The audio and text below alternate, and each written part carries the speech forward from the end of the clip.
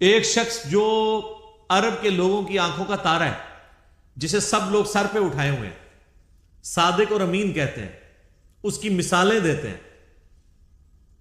اس کے فیصلوں کا احترام کرتے ہیں، اور وہ اس خاندان سے ہے جو خانہ کعبے کا متولی بھی ہے.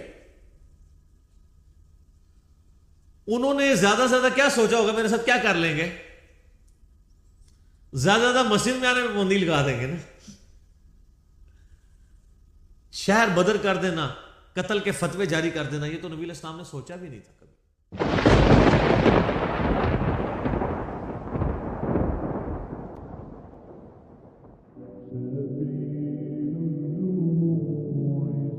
یہ جو سورۃ المدثر کی شروع کی آیات ہیں، یہ نبی صلی اللہ علیہ وآلہ وسلم پہ جو شروع کی وحی نازل ہوئی ہیں ان میں سے ایک ہے.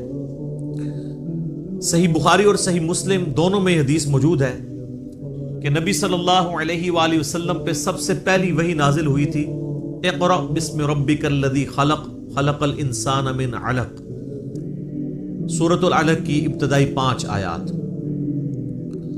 پھر اس کے بعد صحیح بخاری اور مسلم میں آتا ہے کہ نبی علیہ السلام پہ جو وحی کا سلسلہ تھا اس میں فترت کا پیریڈ آ گیا، ایسا پیریڈ جس میں آپ صلی اللہ علیہ وآلہ وسلم پہ کوئی وحی نازل نہیں ہوئی، اور اس کی وجہ سے آپ صلی اللہ علیہ وآلہ وسلم بڑے غم زدہ بھی تھے.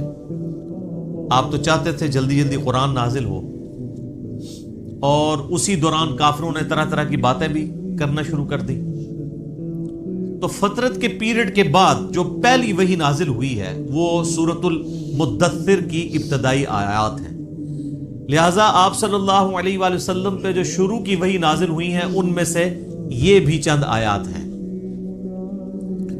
بخاری اور مسلم میں اس کی ڈیٹیل آتی ہے کہ آپ صلی اللہ علیہ وآلہ وسلم فرماتے ہیں کہ جو غار حرا میں مجھ سے ایک فرشتے کی ملاقات ہوئی، جو پوری ڈیٹیل بخاری مسلم میں آئی ہے کہ انہوں نے حضرت جبرائیل علیہ السلام انسانی شکل میں سامنے آئے اور ان کا اقرا پڑھیے، تو آپ صلی اللہ علیہ وآلہ وسلم نے کہا کہ میں پڑھا ہوا نہیں ہوں. 3 دفعہ یہ عمل رپیٹ ہوا، اور پھر جبرائیل نے آپ صلی اللہ علیہ وآلہ وسلم کو اپنے ساتھ سینے کے ساتھ لگایا اور پھر پڑھایا، تو آپ صلی اللہ علیہ وآلہ وسلم نے یہ آیات پڑھی. بخاری اور مسلم میں یہ حدیث ملتی ہے کہ آپ علیہ السلام فرماتے ہیں کہ غار حرا میں جو مجھ پہ فرشتہ نازل ہوا تھا، پھر کچھ عرصہ کے لیے وہ مجھ پر نازل نہیں ہوا، اللہ کی آیات لے کر نہیں آیا. تو ایک دن اچانک میں نے یہ آبزرو کیا کہ مجھے کوئی شخص پکار رہا ہے. تو جب میں نے نگاہ اٹھا کر اوپر دیکھا تو پورے افق کے اوپر وہی فرشتہ چھایا ہوا تھا. اب ظاہر ہے کہ نبی علیہ السلام کے اوپر ایک دہشت طاری ہوگی. ایک انسان کے لیے تو یہ بڑا عجیب و غریب منظر ہے نا، کہ جہاں تک آپ کو منظر نظر آ رہا ہے کہ بندہ آپ کو اوپر نظر آ رہا ہے اور وہ آپ کو پکار رہا ہے. تو آپ علیہ السلام، بخاری مسلم کے الفاظ ہیں کہ دہشت کے مارے گر پڑے، اور پھر آپ صلی اللہ علیہ وآلہ وسلم واپس آئے اپنے گھر اور سیدہ خدیجہ سے کہا کہ مجھے کمبل اڑا دو. ایک تو وہ والا واقعہ بخاری مسلم میں جو سورۃ العلق کی شروع آیات میں ہوا تھا، اس میں بھی یہی الفاظ ہیں، جس میں پھر سیدہ خدیجہ کہتی ہیں کہ آپ اپنے رشتہ داروں کے ساتھ صلہ رحمی کرتے ہیں، آپ مہمان نوازی کرتے ہیں، آپ غریبوں کا بوجھ اٹھاتے ہیں، آپ لوگوں کا بڑا خیال رکھتے ہیں، اللہ تعالیٰ آپ کو تنہا نہیں چھوڑے گا. اس حدیث میں یہ الفاظ ہیں کہ جب یہ کمبل اڑایا گیا تو پھر اللہ تعالیٰ کی طرف سے اس فرشتے نے ندا دی اور یہ آیات پڑھی، یا ایھا المدثر قم فانذر وربک فکبر وثیابک فطہر. بسم اللہ الرحمن الرحیم. یا ایھا المدثر، اے چادر میں، اے کمبل میں لپٹنے والے، قم فانذر، اٹھ کھڑے ہو جائیے اور ڈر سنائیے. انذار تمام نبیوں کی دعوت کا مرکزی پوائنٹ ہوتا ہے. تبشیر بھی ہے لیکن وہ دوسرے نمبر پہ ہے، اس کے لیے جو دعوت قبول کر لے. جو مرکزی ٹاپک ہوتا ہے وہ انذار ہوتا ہے. انذار کہتے ہیں ڈر سنانا، کہ تم خود سے پیدا نہیں ہوئے، تمہیں اللہ تبارک و تعالیٰ نے پیدا فرمایا ہے، اور اس اللہ نے مرنے کے بعد تم سے تمہارے اعمال کا حساب لینا ہے. تم جواب دہ ہو اپنے رب کو. قیامت کے دن اللہ کے حضور تمہاری پیشی ہے. اس کے لیے جو ٹرم بولی جاتی ہے شریعت میں، اس کو کہتے ہیں انذار. ذال انذار، ڈر سنانا۔ قرآن حکیم یعنی انذار کا لفظ تو قرآن کا پورا تانا بانا ہی اس کے گرد گزرتا ہے۔ وَأُوحِيَ إِلَيَّ هَذَا الْقُرْآنُ لِأُنذِرَكُمْ بِهِ وَمَنْ بَلَغَ، سورۃ الانعام آیت نمبر 19۔ اے نبی علیہ السلام فرما دیجئے کہ قرآن مجھے اس لیے وحی کیا گیا، اس قرآن کے ذریعے میں تمہیں بھی ڈر سناؤں اور جس تک یہ دعوت پہنچے۔ تو یہاں پہ بھی ڈر سنانے کے لیے کہا جا رہا ہے کہ آپ دعوت و تبلیغ کا کام یعنی قیام النہار والا کام اعلانیہ شروع کر دیجئے۔ وَرَبَّكَ فَكَبِّرْ، اور اپنے رب کی بڑائی بیان کیجیے، یعنی بڑائی ایسی کہ جیسا حق ہے۔ ایک بڑائی تو اپنی زبان سے بیان کرنا ہے نا، وہ تو آپ دیکھ لیں ہماری اسلام کی جو عبادات سینٹرڈ اراؤنڈ جس کلمے کے ہیں نا وہ اللہ اکبر ہے۔ آپ جانور بھی ذبح کرتے ہیں تو کیا پڑھتے ہیں؟ بسم اللہ واللہ اکبر۔ صحیح مسلم میں تکبیرات موجود ہیں۔ پھر آپ عید کی جو تکبیرات ہیں جو صحابہ کرام سے نقل ہوئی ہیں، تابعین سے، المصنف ابن ابی شیبہ میں، اللہ اکبر لا الہ الا اللہ واللہ اکبر وللہ الحمد۔ پھر یہ بھی آئی ہیں اللہ اکبر کبیرہ والحمد للہ کثیرہ وسبحان اللہ بکرۃ واصیلہ۔ پھر سر جو آپ 5 وقت نماز پڑھتے ہیں، 17 فرض رکھتے پڑھتے ہیں، ہر رکعت میں جو انتقال ہے ایک رکن سے دوسرے رکن میں وہ تکبیر کے ساتھ ہے، سوائے رکوع سے اٹھتے وقت سمیع اللہ لمن حمدہ، باقی سب تکبیرات ہیں۔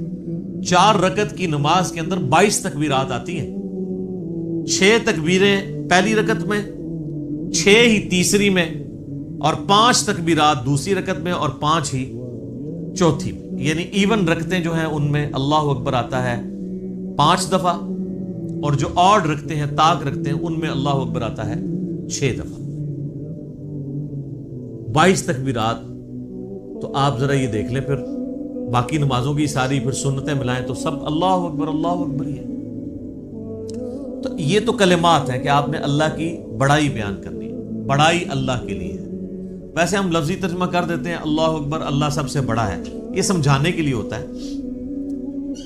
اصل اس کی جو اپروپریٹ ٹرانسلیشن اردو میں بنے گی وہ یہ ہے کہ تمام بڑائیاں، تمام بزرگیاں اللہ کے لیے۔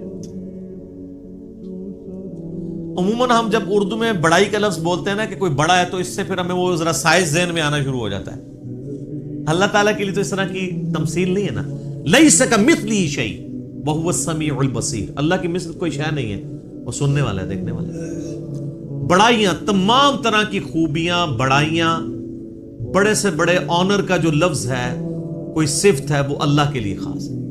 اسی کے تحت ہم یہ سمجھتے ہیں کہ اللہ تعالیٰ کو اگر کوئی شخص خدا کہہ کر یا گاڈ کہہ کر پکار لے تو یہ جائز ہے، کیونکہ کیپٹل جی سے جو گاڈ لکھا جاتا ہے انگلش میں، یہ اسی خدا کے لیے لکھا جاتا ہے جس کو سب مانتے ہیں۔ فارسی میں خدا کا لفظ اللہ کے لیے بولا جاتا ہے، لہٰذا یہ جو اہل حدیث نے ایک فتنہ کھڑا کیا ہوا ہے اسماء و صفات کا، اور وہ یہ کہتے ہیں یہ خدا کا لفظ بولنا یا گاڈ کا لفظ بولنا یا اللہ کے لیے کوئی بھگوان کا لفظ بول لے تو یہ کوئی اسماء و صفات کا مسئلہ بن جائے گا، یہ کوئی شرکیہ مسئلہ ہو جائے گا۔ تو یہ ان کے یعنی ایک ذہن کی آپ سمجھ لیں کمزوری ہے، ایسا نہیں ہے۔ قرآن عربی میں نازل ہوا ہے، قرآن سے پہلے جتنی کتابیں الہامی ہیں وہ تو دوسری زبانوں میں نازل ہوئی ہیں۔ وَإِن مِّنْ أُمَّةٍ إِلَّا خَلَا فِيهَا نَذِيرٌ، اللہ تعالیٰ فرماتا ہے کوئی ایسی امت نہیں گزری جس میں ہم نے کوئی نہ کوئی ڈر سنانے والا نہ بھیجا ہو۔ تو ایک تکبیر تو ہے کہ آپ نے الفاظ بولنے ہیں، اور ایک تکبیر جو مشکل تکبیر ہے وہ دعوت و تبلیغ کا کام ہے کہ اللہ کی بڑائی بیان کرو جس طرح کے بیان کرنے کا حق ہے۔ دنیا پہ اللہ کی بڑائی قائم کر کے دکھائی ہے اللہ کے محبوب صلی اللہ علیہ وآلہ وسلم نے، یعنی وہ هو الذی ارسل رسولہ بالہدی ودین الحق لیظہرہ علی الدین کلہ ولو کرہ الکافرون ولو کرہ المشرکون۔ وہی اللہ ہے جس نے الہدا یعنی قرآن اور دین حق کے ساتھ اپنے پیغمبر کو مبعوث کیا تاکہ اسے تمام ادیان پر غالب کر دے، خواہ کافر اس کا برا مان جائے۔ مسند احمد میں حدیث ہے، نبی علیہ السلام فرمایا قیامت اس وقت تک قائم نہیں ہوگی جب تک کہ دنیا کے ہر گھر میں میرا پیغام نہ پہنچ جائے اور لوگ چاہتے ہوئے یا نہ چاہتے ہوئے اس دعوت کو قبول کر لیں۔ اچھا، یہ بات صحابہ کرام کو تو شاید سمجھ نہ آئی ہو کہ یہ کیسے پاسبل ہے کہ دنیا کے ہر گھر میں اتنا بڑا ڈیٹا کون رکھ سکتا ہے. لیکن سر آج یوٹیوب حفظہ اللہ، گوگل دامت برکاتوں عالیہ، اسلام کے بارے میں کوئی اسٹڈی کرنا چاہے تو اس تک نہیں بات پہنچ سکتی، پہنچ کی ہوئی. ایک واقعہ ہوتا ہے پوری دنیا کے اندر وہ واقعہ پہنچ جاتا ہے. تو یہ ایک میڈیا کی برکت سے یہ ساری چیزیں، اور پھر جب یہ یعنی ایک مزید آگے معاملہ بڑھے گا تو پھر تو دعوت الحمدللہ گھر گھر تک پہنچے گی. تو اس رب کی بڑائی بیان کرو، ایک تو بولنے کے اعتبار سے، باقی پریکٹیکلی بھی اس کے لیے آپ اللہ تعالیٰ کے گواہ بن کر کھڑے ہو جائیں اور انسانیت کے اوپر حجت تمام کریں.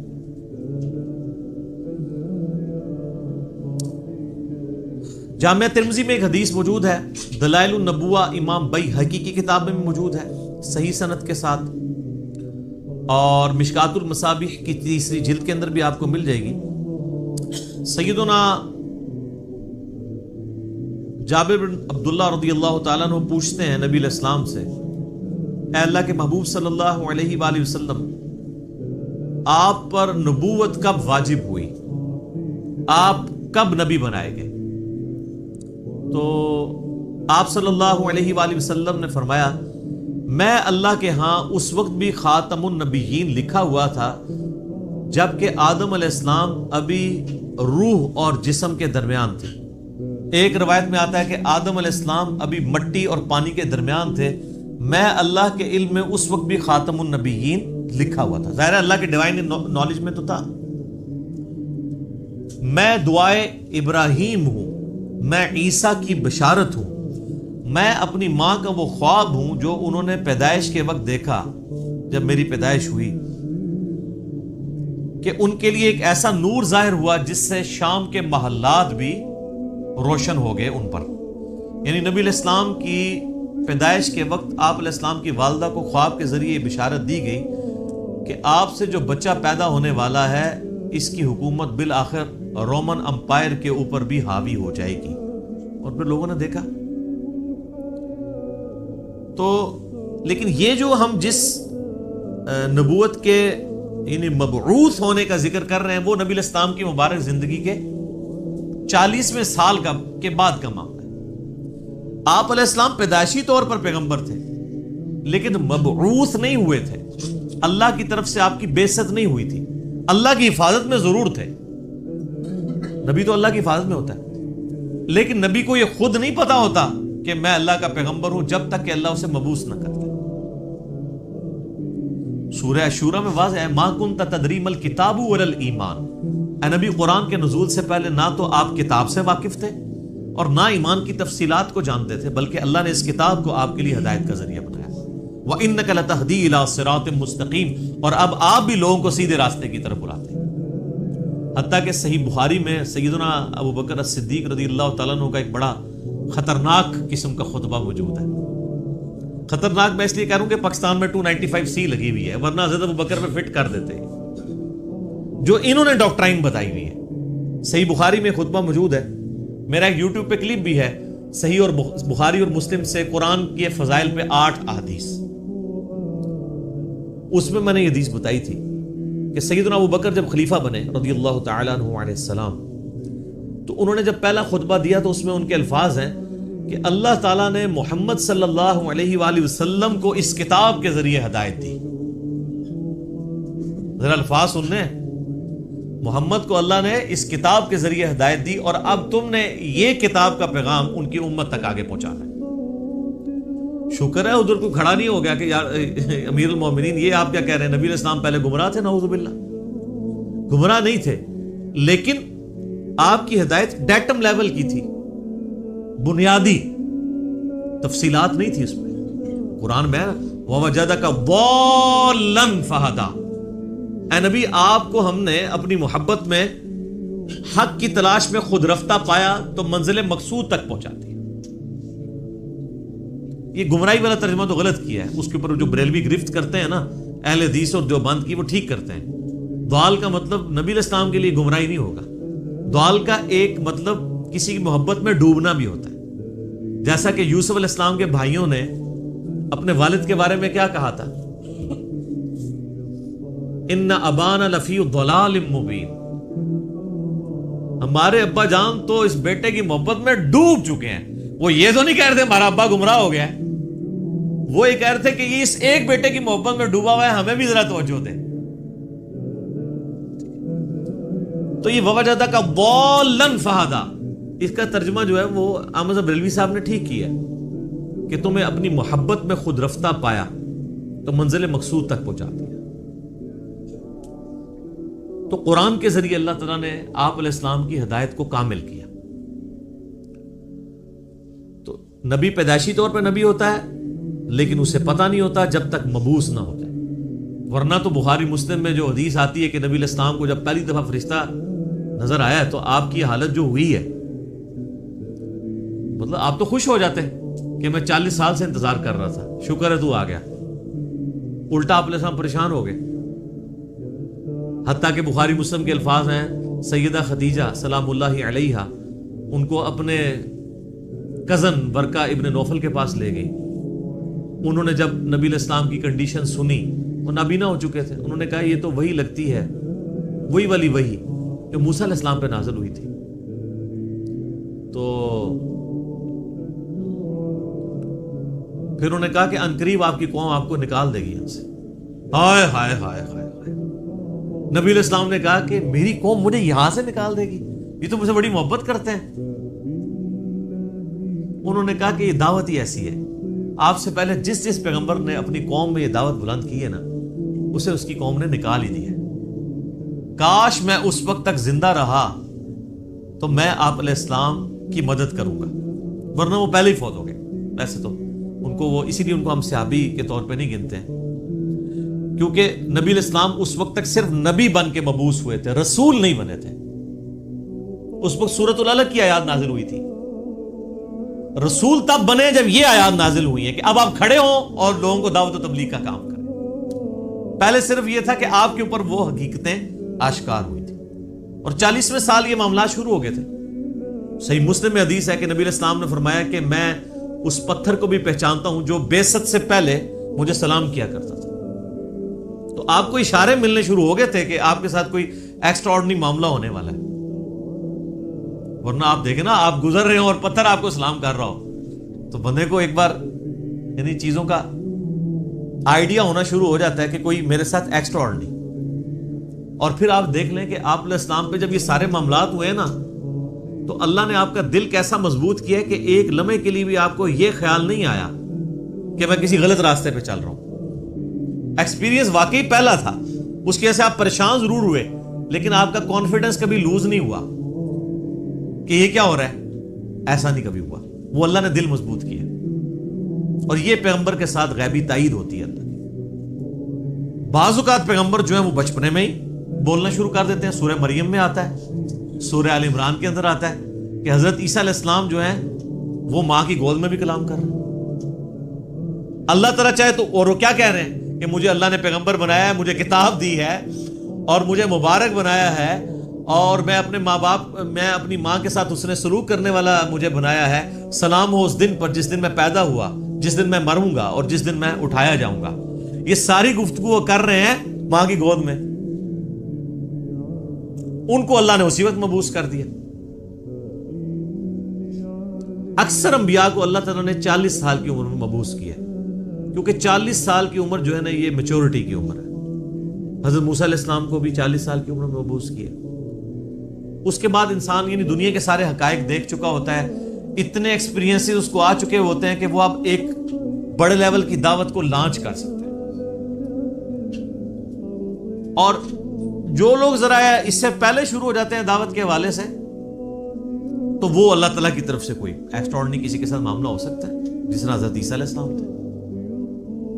اور جب انہوں نے یہودیوں کو ایڈریس کرنا شروع کیا ہے اس وقت ہارڈلی آپ کی عمر 25 سال تھی حضرت عیسیٰ علیہ السلام کی، جب یروشلم میں جا کے انہوں نے یہودی پادریوں کو للکارنا شروع کیا.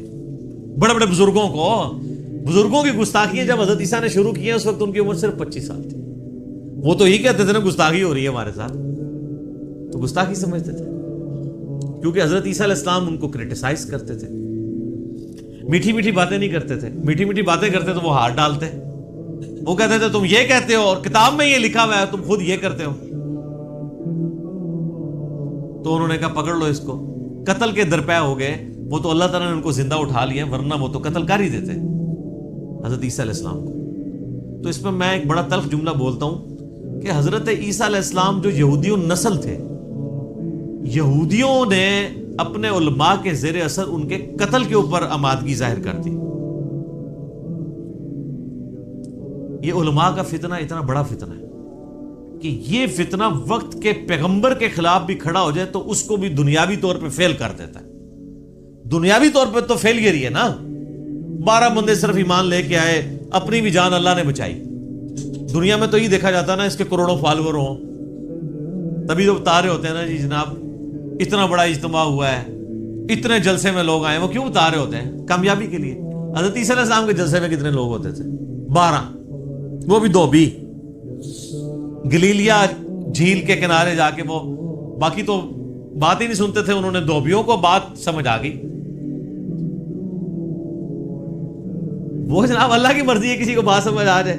ابو جہل کو سمجھ نہیں آئی ہے, بلال حبشی کو سمجھ آ گئی ہے, عمار ابن یاسر کو سمجھ آ گئی ہے, یاسر اور سمیہ کو سمجھ آ گئی ہے رضی اللہ عنہم اجمعین وعلیہم السلام اجمعین. والذین جاہدوا فینا لنہدینہم سبلنا, جو لوگ کوشش کریں گے انہی کو بات سمجھ. تو نبی علیہ السلام کا باقاعدہ حکم ہوا ہے کہ آپ نے اپنے رب کی بڑائی کے لیے کھڑے ہو جانا ہے. وَثِيَابَكَ فَطَهِّرْ, اور اپنے کپڑوں کو پاک رکھنا ہے. یعنی پیغمبر مبعوث ہوا ہے اور اسے کپڑوں کی پاکیزگی کا حکم دیا جا رہا ہے. اور صوفیاء کے ہاں جس نے سب سے زیادہ گندے کپڑے پہنے وہ اتنا بڑا بزرگ ہوتا ہے. Point to be noted. ہاں آپ تصوف کی کتابیں پڑھ کے دیکھیں سر, یہ تذکرۃ الاولیاء جو ایک سمجھ لیں مدر بک ہے تصوف کی, شیخ فرید الدین عطار المتوفا 632 ہجری, جس کے حوالے فضائل اعمال, فضائل صدقات, فضائل سنت, یہ سارے بزرگ بابوں کی کتابوں میں ملیں گے, جن سے اب طارق جمیل صاحب نے بھی اعلان برات کر دی ہے اللہ کے فضل سے. وہ سارے واقعات ادھر سے ہی چھاپے مارے ہوئے. اس میں آپ کو کئی بزرگوں کا ملے گا کہ ان کو جوئیں پڑی ہوئی ہوتی تھی, اگر کوئی جو نیچے گرتی تھی وہ اٹھا کے پھر رکھ لیتے تھے اوپر, کہتے تھے میرے اللہ کی مہمان ہے. لوگ کہتے ہیں سبحان اللہ. اور بخاری مسلم میں موجود ہے ایک صحابی کے سر میں جوئیں پڑ گئی اور نبی علیہ السلام کے ساتھ انہوں نے احرام یعنی باندھا ہوا تھا. تو انہوں نے کہا یا رسول اللہ مجھے یہ تو جوئیں پڑ گئی ہیں, جوئیں تنگ کر رہی ہیں, تو مجھے اجازت دیں میں بال منڈوا دوں. اب آپ جب تک احرام کی ساری پابندیوں سے آزاد نہیں ہوتے ہیں اس وقت تک تو بال نہیں منڈوا سکتے. پھر نبی علیہ السلام نے ان کو بال منڈوانے کی اجازت دے دی اور اس کے اگینسٹ پھر انہوں نے جو ہے نا وہ ایک دم بھی دیا. تو بعد کے بزرگ جو ہیں وہ جوئیں اٹھا کے اوپر رکھتے ہیں, گندے مندے رہتے ہیں. اور بلکہ سب سے بڑا بزرگ وہ ہوتا ہے جو گندا بھی نہ رہے, کپڑے ہی سارے اتار دے, اس کو سب سے بڑا بزرگ مانا جاتا ہے. وہ کہتے ہیں مجذوب ہے یہ, یعنی اللہ تعالیٰ کی محبت میں غرق ہو چکا ہے. یعنی اس کا مطلب ہے کہ اللہ کی محبت میں غرق ہونے کا مطلب یہ ہے کہ بندے کے کپڑے پہلے چلے جاتے ہیں. تو اللہ تعالیٰ کی معرفت سب سے زیادہ مخلوقات میں سے کن کو ہوتی ہے؟ انبیاء کو. تو کہیں ملتا ہے کہ انبیاء کرام علیہ السلام پہ جب اللہ کی محبت کا غلبہ ہوتا تھا تو وہ کپڑے اتار دیتے تھے؟ کہیں ملتا ہے ایسی بات؟ تو یہ پھر اس لیے ہم کہتے ہیں کہ انبیاء کا جو دین ہے وہ اور ہے, بابوں کا دین اور ہے, اور کتابوں کا دین اور ہے. یہ بابوں کا دین ہے اور کتابوں کا دین وہ ہے جو صحیح سند کے ساتھ صحابہ اکرام اہل بیت کے ذریعے اور بعد میں محدثین کے ذریعے دین ہم تک پہنچے. نبی علیہ السلام کو شروع کی وحی میں کہا جا رہا ہے کہ آپ نے اپنے کپڑوں کو پاک صاف رکھنا ہے, روحانی طور پہ بھی پاک رکھنا ہے. یعنی ایک اللہ تعالیٰ نے جیسا کہ سورۃ الاعراف میں آتا ہے کہ تقویٰ کا لباس سب سے بہتر لباس ہے. تو وہ یعنی آنکھوں کی پاکیزگی, ہاتھوں کی پاکیزگی, ایک تو فزیکل نجاست سے بھی اور روحانی طور پہ بھی, حرام کی طرف نگاہ نہ اٹھے, ہاتھ حرام کی طرف نہ بڑھے. تو فزیکل نجاست بھی ختم کرنی ہے اور انٹلیکچوئل نجاست بھی ختم کرنی ہے. اور کیا کرنا ہے؟ وَالرُّجْزَ فَاهْجُرْ, اور بتوں سے بھی آپ نے دور رہنا. آپ علیہ السلام پیدائشی طور پہ ہی بتوں سے ہمیشہ دور رہے. اب اسٹرکٹلی آ رہا ہے کہ اس چیز کو آپ نے اب پریکٹس کرنا ہے. وَلَا تَمْنُن تَسْتَكْثِرْ، اور کسی پر احسان نہ کیجئے زیادہ لینے کی نیت سے. یعنی کسی کے ساتھ اگر آپ نیکی کر رہے ہیں تو دماغ میں یہ نہ رکھیں کہ میں اس کے ساتھ نیکی کر رہا ہوں تو یہ بدلے میں میرے ساتھ کرے گا. بے لوث ہو کے کریں، ایثار کے جذبے کے تحت. وَلِرَبِّكَ فَاصْبِرْ، ہائے ہائے یہ ہے بات. اپنے رب کے لیے صبر پھر اختیار کیجیے. یعنی آپ کو بتایا جا رہا ہے کہ آپ یہ معاملہ کوئی اتنا آسان نہیں ہونے والا. آپ ذرا دیکھیں جب یہ آیات نازل ہو رہی ہیں اس وقت تو آپ علیہ السلام کے تو دماغ میں بھی نہیں یہ بات کہ میرے ساتھ آگے ہونا کیا ہے. ایک شخص جو عرب کے لوگوں کی آنکھوں کا تارا ہے، جسے سب لوگ سر پہ اٹھائے ہوئے ہیں، صادق اور امین کہتے ہیں، اس کی مثالیں دیتے ہیں، اس کے فیصلوں کا احترام کرتے ہیں، اور وہ اس خاندان سے ہے جو خانہ کعبے کا متولی بھی ہے. انہوں نے زیادہ سے زیادہ کیا سوچا ہوگا میرے ساتھ کیا کر لیں گے؟ زیادہ زیادہ مسجد میں آنے میں پابندی لگا دیں گے نا، شہر بدر کر دینا، قتل کے فتوے جاری کر دینا. یہ تو نبی علیہ السلام نے سوچا بھی نہیں تھا کبھی. اب یہ جب یہ آیات نازل ہو رہی ہے کہ آپ نے صبر کا دامن نہیں چھوڑنا. اللہ کو تو پتہ ہے میں نے کرنا کیا ہے اپنے نبی کے ساتھ. ظاہر ہے وہ تو اللہ تعالیٰ فرماتا ہے کہ ہم نے قرآن پاک میں مضمون کئی جگہ ہے کہ ہم نے تمام نبیوں کے مخالفین جن و انس میں سے اٹھائے ہیں.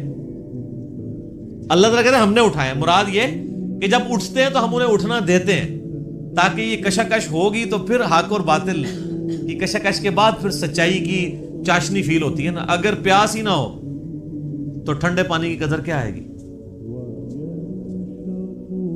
تو اللہ تبارک و تعالیٰ نے اپنے نبی کو بھی ان آزمائشوں سے گزارا ہے.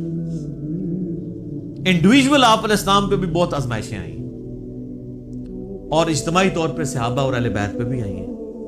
لیکن جب یہ آیات نازل ہو رہی ہیں تو اب آپ یہ سمجھ لیں کہ یہ ابھی آپ علیہ السلام کے یعنی جو بخاری مسلم میں آتا ہے کہ آپ کے پیٹھ کے اوپر اوجڑی رکھی گئی اور آپ اٹھ نہیں سکے، یہ واقعہ نہیں ہوا.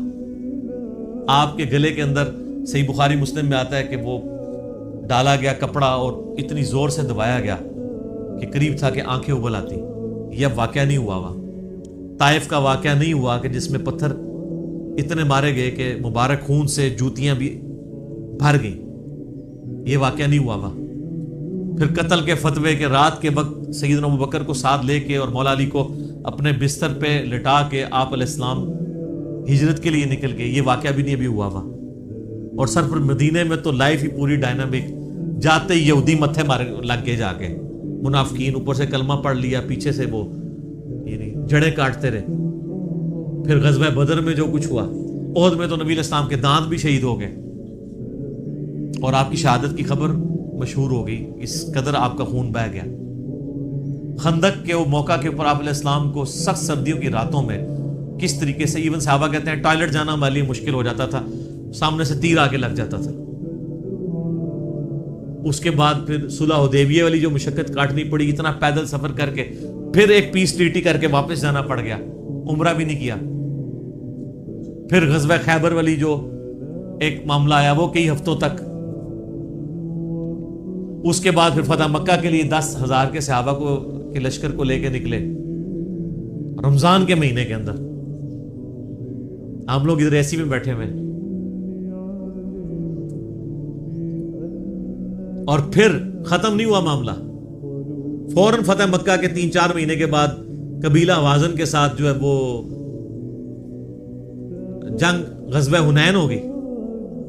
12,000 کا لشکر تھا. بس تکبر کے جملے نکل گئے کچھ اصحاب سے کہ ہم 313 تھے تو غالب آئے تھے، آج تو ہم ہے ہی بہت ہیں. تو قرآن کے الفاظ ہیں، اللہ تعالیٰ نے یقین کریں کہ اتنے سخت الفاظ کے اندر جسے کہتے ہیں نا میڑا مارتے ہوئے، تانا دیتے ہوئے بات کی ہے. اللہ نے فرمایا تم نے یہ بات کی، تمہیں تو کہنا چاہیے تھا اللہ کی مدد سے فتح ہوئی تھی. تو دیکھ لو جب تم نے یہ جملہ بولا تو دیکھو تمہیں راستہ بھی نہیں پھر ملا بھاگنے کا. 80 بندے بخاری مسلم میں آتا ہے نبی علیہ السلام کے ساتھ رہ گئے. صرف 12,000 میں سے 80 بندے، باقی سب بھاگ گئے. وہ سامنے سے تیر ہی ایسے لگے ان کو. وہ تیر کے بڑے ایکسپرٹ تھے قبیلہ وازن کے لوگ. اور پھر پیرلل میں جناب وہ رومن امپائر نے نبی علیہ السلام کا سفیر قتل کر دیا. آپ نے غزوہ موتا کے لیے جو ہے وہ وہاں بھی مہم روانہ کر دی زید ابن حارثہ کی سرکردگی میں. اتنے معاذوں کے اوپر پیرلل میں. اور پھر اس کے بعد غزوہ موتا کے بعد پھر وہ غزوہ تبوک کے لیے آپ علیہ السلام خود، جسے وہ جیش العسرہ کہا جاتا ہے، تنگی والا جو مارکا. تو اور آخری وقت بھی آپ کیا فرما رہے ہیں، آخری جو آپ آگے خطبہ دے رہے ہیں بخاری مسلم میں، وہ لشکر اسامہ بھیج رہے ہیں. اتنی مشکل لائف شروع سے لے کے اینڈ تک. اور یہ تو باہر کی لائف ہے، جو اندر آپ کو تکلیفیں اٹھانی پڑ رہی ہیں. بیویاں کہہ رہی ہیں کہ جی اس طرح ہمارا گزارا نہیں ہوگا، پھر قرآن نازل ہو رہا ہے کہ نہیں اسی طرح گزارا کرو. تو کئی معاذوں کے اوپر. اب یہ سارے معاذ اگر آپ کے ذہن میں ہو نا، تو پھر آپ یہ آیت پڑھیں والی ربی کا فصبر، اے نبی علیہ السلام آپ نے اللہ کے لیے صبر کرنا ہے. ابھی تو بڑے بڑے مراحل آنے ہیں. فَإِذَا نُقِرَ فِي النَّاقُورِ، اور پھر جب سور پھونکا جائے گا. فَذَلِكَ يَوْمَئِذٍ يَوْمٌ عَسِيرٌ، تو وہ دن بڑا سخت ہوگا. عَلَى الْكَافِرِينَ غَيْرُ يَسِيرٌ، کافروں پر آسان نہیں ہوگا. ذَرْنِي وَمَنْ خَلَقْتُ وَحِيدًا،